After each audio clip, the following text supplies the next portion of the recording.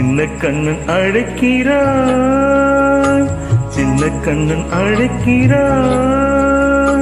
ராதையை பூங்கோதையை அவள் மனம் கொண்ட ரகசிய ராகத்தை பாடி சின்ன கண்ணன் அழைக்கிறான், சின்ன கண்ணன் அழைக்கிறான்.